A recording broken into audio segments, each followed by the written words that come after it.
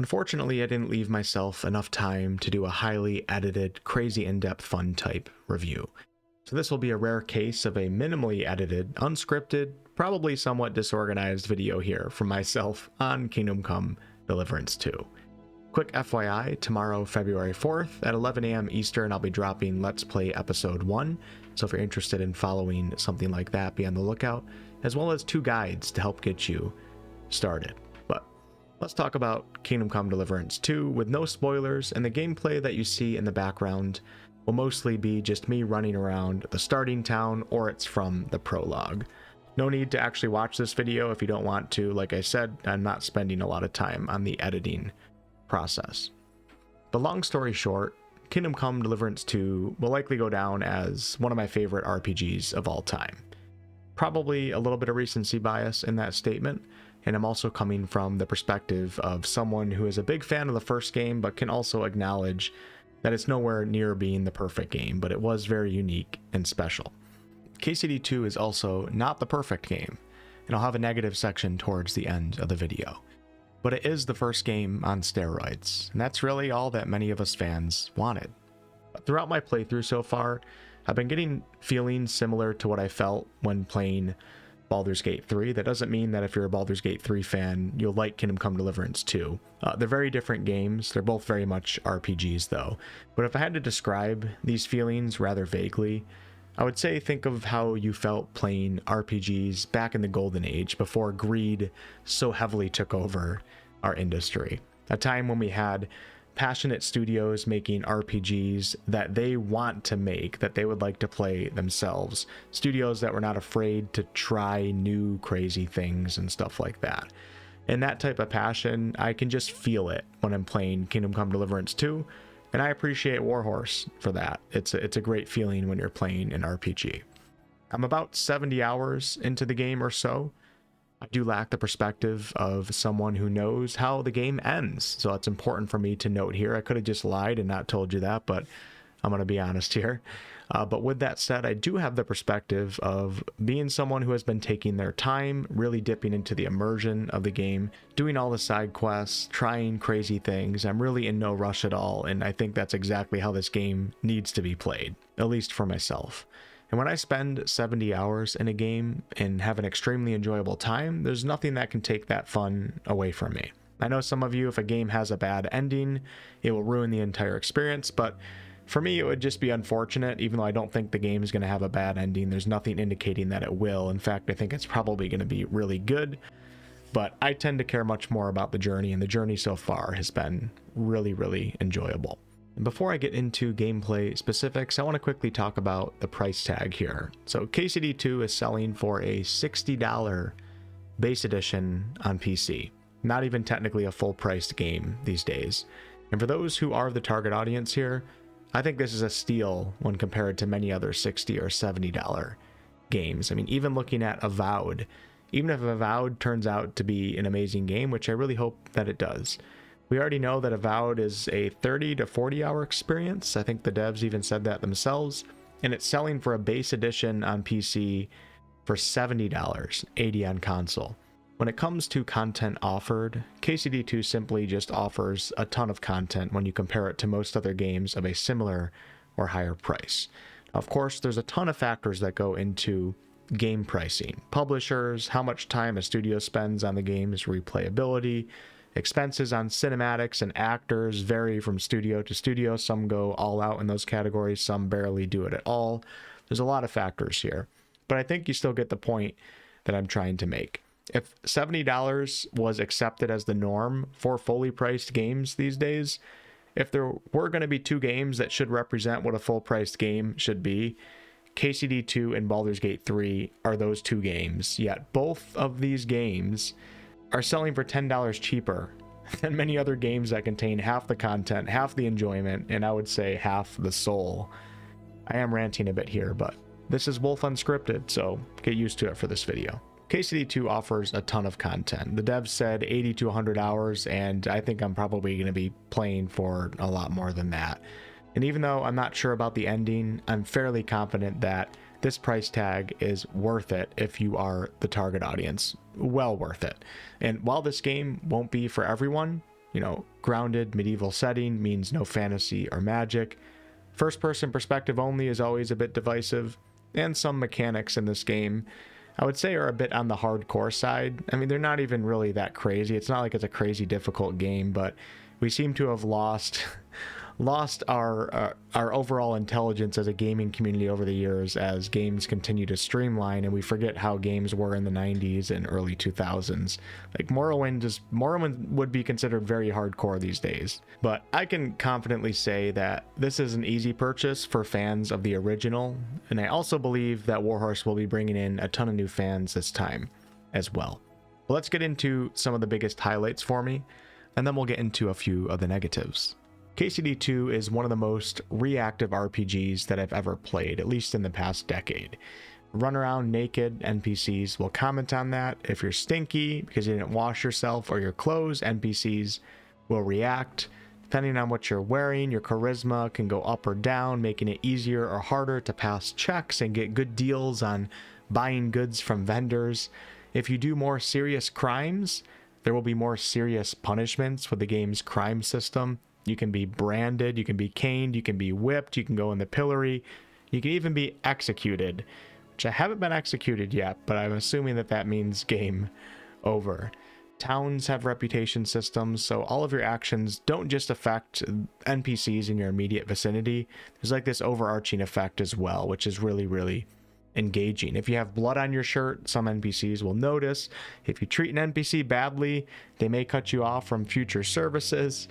Stealing a guard's uniform but putting it on in front of the guards, they will notice that you're wearing their stuff. There was this one time where I was scoping out a little house to try to see what was inside it, and I was peeking through the window like a creeper. The person sitting in a chair inside the house noticed that I was peeking in. It's so reactive. I ran my horse super fast up to an NPC, stopping just short of running them over. This lady called my horse a four-legged ogre, if I remember correctly. She is no longer an NPC in my game. Mutt, the dog that you can have, will run up to people's water tubs to hydrate and clean himself, but the crazy thing is the NPCs may react positively or negatively to this. The fact that there's a reaction at all is already just above and beyond most other games. Really, really, really outstanding world reactivity. Now, it's not perfect. I'll talk about that in my negative section, but companies could learn from Warhorse here, and we want more of this in our RPGs. Quick warning before the next section of this video, the tone of my voice and the pacing is going to change a little bit. I don't want it to catch you off guard. Basically, I had to record this video twice, and for the second recording, I had to redo the first half of the video because of some audio clipping, and my throat just kind of hurts right now, and I'm talking lightly. Let me know what voice you like better. Next, I want to talk about the open world, exploration and how you can tackle it. So KCDII features 2 very large maps. Just kidding, not that much of a change. After you're done with the first map and you move into the second map, I don't want to spoil how that happens or anything. Like, you're just going to look at the map on the second one and just be like, what the heck? There's another entire game in front of me that I have yet to explore. And it's such an amazing feeling when you've enjoyed, your 20, 30, 40, 50 hours up to that point already. It's such a great feeling walking into that second map and knowing that the experience is not even close to being over. In my opinion, both maps are absolutely gorgeous, and I love just running around, going through fields, going through forests, and I love not using fast travel, even though I use it a lot in my Let's Play just for time reasons. But it's such a beautiful world, and it makes it even cooler when you realize that most of the towns, the city of Kuttenberg, a lot of these areas and places and even buildings are based on real locations, some of which are still standing today in the Czech Republic. When you go to the city of Kuttenberg, some of the buildings that you'll walk up to, you can actually go to Kutna Hora right now, I'm not sure if I'm pronouncing that correctly, in the Czech Republic, and see those buildings. I'm definitely going there at some point after playing this game. I'm not going to share any footage of the main city in this game, but it was arriving to it is a feeling that I will never forget. It's just one of those like old school step out moments that Bethesda used to have in their games, stuff like that, where you just have that wow factor and you're so excited to be where you are and explore. Now, for someone that's looking for endless dungeons, with mythical creatures and glowing swords that you can find in the back of the caves and stuff like that, this is not going to be the game for you. With that said, there are a lot of secrets to find in this game. You know, you can find some nice weapons in certain areas out and about, and a lot of the times it's done in a rather realistic way. And the purpose of a lot of these environments and locations really is just beautiful immersion. So sometimes a field is just going to be a field, but for some reason in this game it works and it makes sense and it adds a lot to the game versus being a patch of land that in other games a player might feel like this is just a waste of space to try to make the game seem bigger than it actually is. I love the world in this game, and I think a lot of you guys are going to as well. Another thing I appreciate about the way that the open world works in this game, I mean, this also just goes for quests in general too, is you could, I mean, I don't know if you can get to the second map right away in the beginning of the game. I'm not sure about that, but regardless, you can kind of go where you want on these maps, which will present different types of content to you, and the order that you tackle this content might drastically change the way that you experience the game versus someone else. For example, on the first map, I didn't go to this one town until like the end of where I've already done most of the content on the first map. And when I went to that town, I got all these quests and I learned all these skills that I didn't have up to that point, that made those skills and everything extremely hard for my character while I've been playing this entire time. But because of that, not having good skills, not having, you know, good lockpicking skills and stuff like that, I was forced to try to figure out other ways to solve things in this game. And it resulted in some really, really enjoyable, fun situations where I had to be creative and try to figure things out because I didn't go to that one town when a lot of other players will go to that town, and I appreciate that. Probably a good time to basically talk about how this game absolutely offers players so much agency in how they handle quests in this game, or really anything that they want to try, so many different ways. I don't want to spoil much in this video. I don't want to spoil anything. But there's one location on the first map. You're going to see it in the distance when you arrive in the first town, and you're going to wonder when you're going to get there, okay? Regardless, when you get there and you do the quests inside that place, there are so many ways to solve these quests. It's crazy. The first game had a lot of that too, but this game absolutely does it to a much higher extent, and it's so much fun. The craziest situations have come out of me just trying to figure out ways to do things in non-conventional ways, I guess I could say, and it resulted in finding a lot of cool secrets in a lot of these places and finding a lot of unique ways to try things that you didn't think were even going to be a possibility in the game. As far as the story goes, I am entrenched in it. I am I haven't finished the game yet, but I am so curious how this is all going to end, and the story along the way has just had some really intense, amazing moments. I think they nailed the main story. This is going to be highly subjective, of course, but I like the story in the first game too. I love medieval history, and the fact that we have like this fictional story weaved into a non-fictional story is just incredible, and I think they did such a good job. The writing is really well done overall, I would say, and the way that they share the story through the cinematics, these are some of the best cinematics I've ever seen in gaming. So good, so movie-like. The music is absolutely incredible. Shout out to Jan Volta, one of the best soundtracks for sure of recent times. I'm very much into the story, but what I really wanted to talk about here was the side quest stories. Like the first game, there's a lot of side quests in this game that will probably pull you in just as much, if not even more, than the story as a whole. There were times where I literally kind of forgot about the main story because I was just so sucked into some of these side quests. Some of them are kind of silly. There was one that was maybe a little bit too silly for my liking, but most of them are just really... every character that you come across, not every character, but a lot of the characters you come across, if you keep exploring in that town and where they live and stuff, you find out things about them.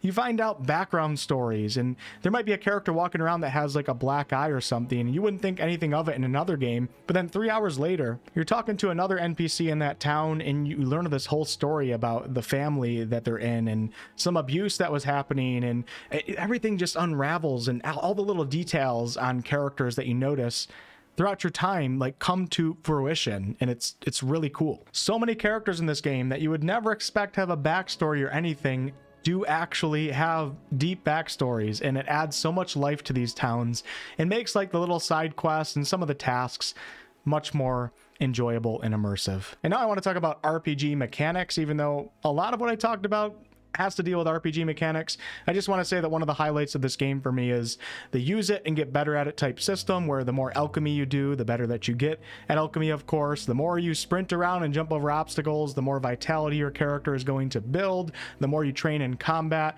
the better you get with specific weapons, while at the same time you're also getting better overall as a combatant with your strength and your agility and your vitality and stuff like that. Everything you do in this game, you feel like you're progressing your Henry, which I really appreciate. And I also appreciate that there's so many perks in this game. There's 275 perks in total. And as you level up every couple levels, you'll be investing into perks into certain categories that you have focused on improving. And the perks are just, they're a lot of fun. I find them a lot more interesting overall than they were in the first game. And also there's no more of that give and take system where you take a perk in the first game, but you get like a serious negative that goes along with it, which made a lot of players not want to take hardly any perks in the first game. You don't have that in the second game, and that some people are not going to like that, but I actually think it's a great change for the second game, and it makes progression a lot more fun. I also very much appreciate how you can really build your Henry differently than another player. You can go for more of that speech build and try to talk your way out of situations, or you can go for that brute soldier build, or perhaps like a stealth character, or you can be someone that tries to do a little bit of everything. So many possibilities for how you build your Henry, and they all result in very different feeling playthroughs. Even though I've only played one, I've retried missions in different ways, and as an RPG lover, this is stuff that I love. This is stuff that I live for in games. And the crazy thing is, it goes beyond just, you know, having a high strength character being able to intimidate characters. If you want to intimidate someone, what you're wearing also matters as well. Like, how dirty your armor is may actually affect a certain stat in this game that may make you more intimidating. Or if you're talking to nobles, like, you might want to try to switch up your outfit a little bit, even if you're not playing like a speech charismatic character. Put on like a merchant's coat or something that's a little nicer than like a rugged outfit that you might have while you're out exploring, hunting, or doing a stealth mission. And all this stuff results in different interactions, and there's reactivity for all of this. I mean, the color of your armor actually affects the visibility of your armor. So if you're stealthing around, you're wearing something shiny, you're more likely to be spotted. If you're wearing too much chainmail, your noise levels will go up and you're more likely to be heard if you're trying to stealth around, so you got to take that stuff off. And a lot of this is also represented in the game, like you can hear your chainmail the more that you have it on. So cool, so in-depth, RPG madness. And on top of all that, just in-game reactivity with these RPG mechanics and your Henry getting better, you as a player will experience several moments where you feel so good about what you've been practicing. This happened a lot with me with like alchemy. I was, you know, working on potions, and it was a little bit frustrating. It was taking me way too long, but my character started getting better as I got more perk points, but I also started getting better as well. And I started figuring out like shortcuts, and I started getting riskier with trying to save time. And when I was able to pull things off, such a feeling of satisfaction and achievement. And you combine player achievement, like you just feeling like you did something and you got better yourself, with character progression, deep character progression. It is just a recipe for feeling damn satisfied. Before I get into the negatives, I do just want to quickly talk about combat, because some of you guys are going to be wondering about that. For a new player to the franchise, if you didn't play the first game, there's definitely a much easier onboarding process this time around, and the combat is also less janky, which a more smoother combat will make you less frustrated. So I do think there's going to be more players that enjoy it this time around than in the first game. There's a lot of players that just couldn't stand the combat and they quit. I do think some of those players will be able to play this second game and actually get into it this time, or be able to at least tolerate it. With that said, it still does get, it's not perfect, okay? I very much enjoy it. I liked it in the first game despite the jank behind it. It's still not like this perfect system where I think people are gonna get frustrated. Not as much as the first game, but I think a lot of players are still gonna get frustrated. The targeting system is way better, but it's still not perfect. Sometimes when I'm switching targets, it just doesn't feel that great. I don't know why. It doesn't really bother me, but there's times when you feel a little bit of jank still. And when you guys fight like your first wolves or dogs, like I think you're gonna feel that the most. You're gonna be like, oh my god, this is kind of annoying in a way. But with all that said, I think this is a great combat system overall, and I'm so happy that Warhorse is trying to do something unique here with it, and I think a lot of players are going to enjoy it. I just don't want to tell you guys that yes, everybody's going to absolutely love this. It is 4 million times better than the first game. It's still basically the first game, but with some improvements. I do absolutely love what they did with Master Strikes. It's so cool. It's a hard thing to pull off, but those of you guys that know Master Strikes from the first game, they're way cooler in this game, and it requires more skill, and I appreciate that. So overall thoughts on the combat, I love it. I absolutely love it, but I also don't think that everybody's going to love it, but I also think that more people will love it than the amount of people that loved it in the first game. I'll leave it at that. And speaking of something that not everybody is going to love, but I very much love about this game, it is one of my favorite things about KCD1 and of course this game as well, and that is the level of immersion that the devs basically force on you, the player. For myself, this is such a highlight of the game because I just feel like I'm living in medieval Bohemia and I'm actually living as Henry and interacting with like this authentic world. It feels really, really good, and there's not a lot of things that really pull me out of that immersion.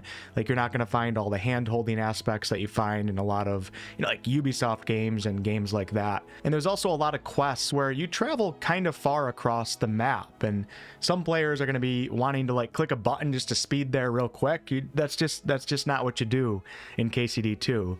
You have to be in the world, enjoy the environment, enjoy the ride on your horse, which might even be slow sometimes. Listen to the NPCs that you're with when you have like these little conversations that aren't necessarily like full-on dialogue conversations. Enjoy the weather system in the game. It might start raining, you might have a foggy day. Listen to the birds, listen to the running water when you're near a creek. All of this adds so much to the experience for someone like myself, and it really keeps you in the world.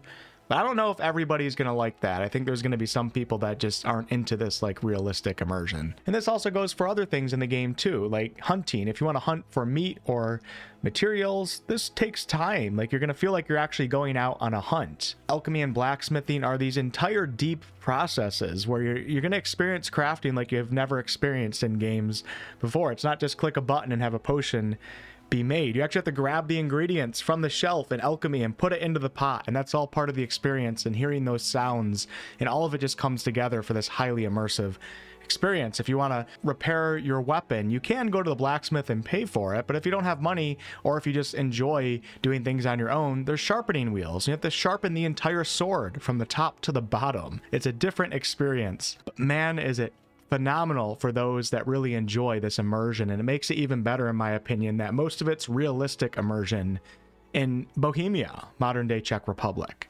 But actually, before I get into negatives, let me quickly talk about performance, which was a positive for myself. I was playing on Ultra 1440p with a 4080 64 gigabytes of RAM, and then also I have an AMD Ryzen 9 7900X processor.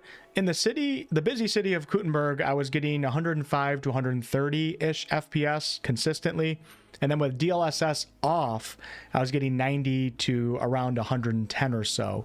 Out in the open world with DLSS on, I was getting, let's say, 110 to 140-ish on average. No noticeable FPS drops pretty much at all, and the only time the game would actually stutter for me was when an autosave would occur. So overall, great performance for myself on my PC, which is pretty good.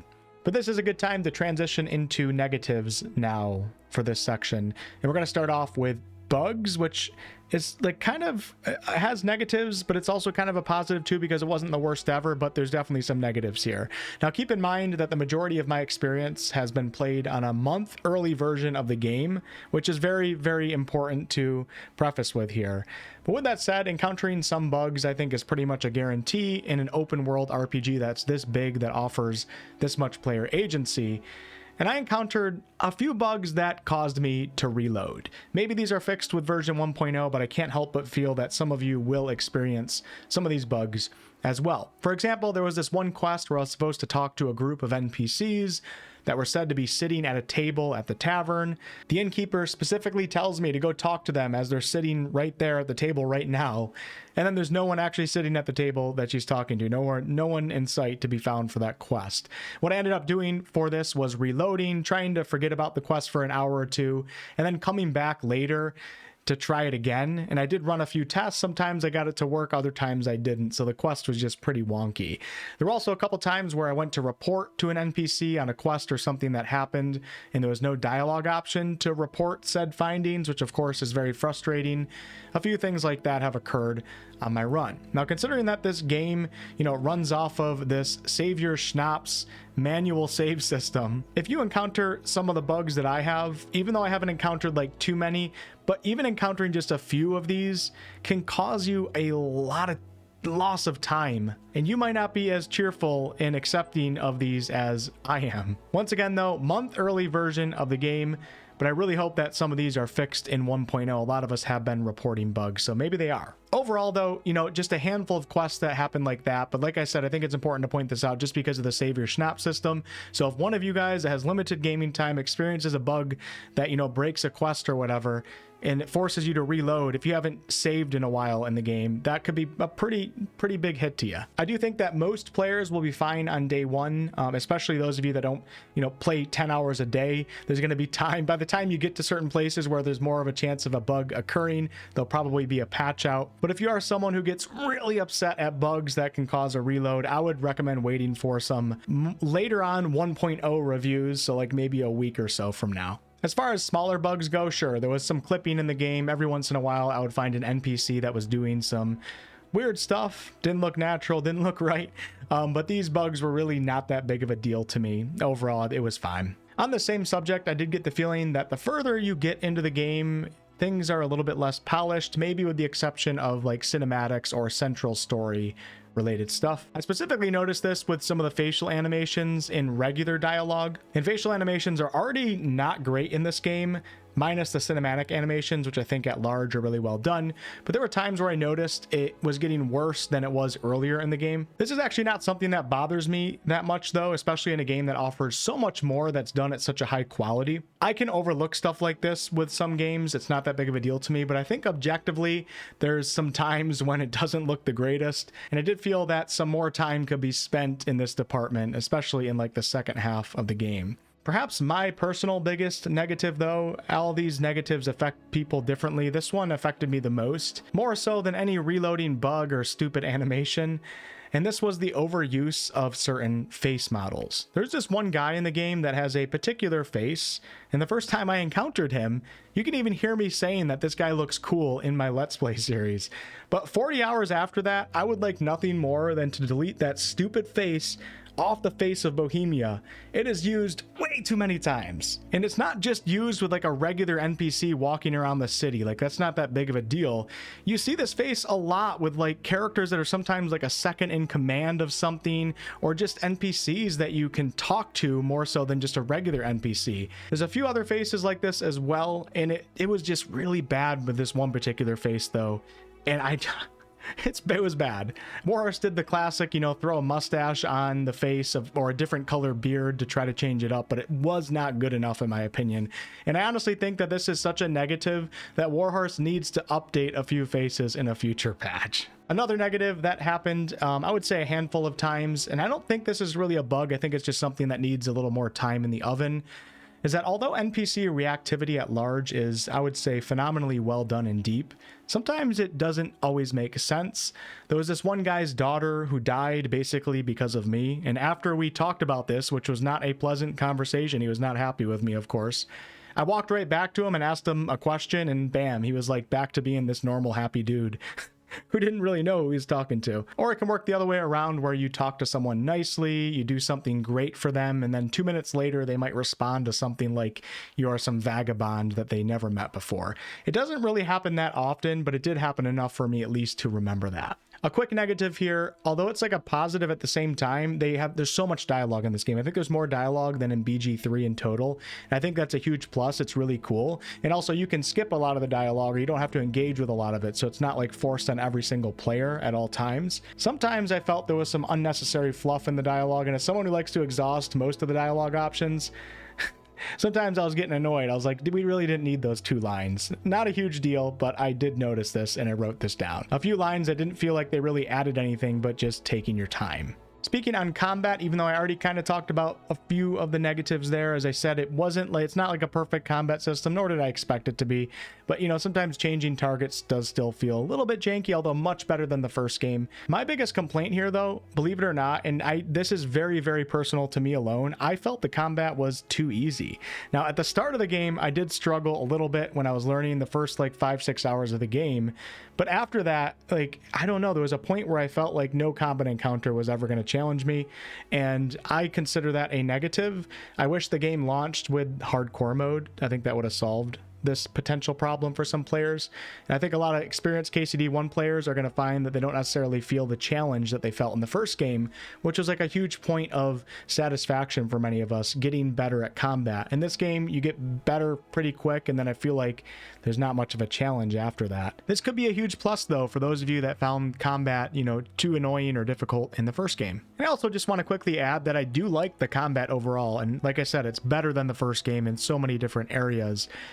I actually still enjoy it, even though I'm finding like that I'm like not really challenged by a lot of the opponents that I come across. It's still like a fun system, which at the end of the day is the most important thing. Just it's missing that challenging aspect the further I get into the game.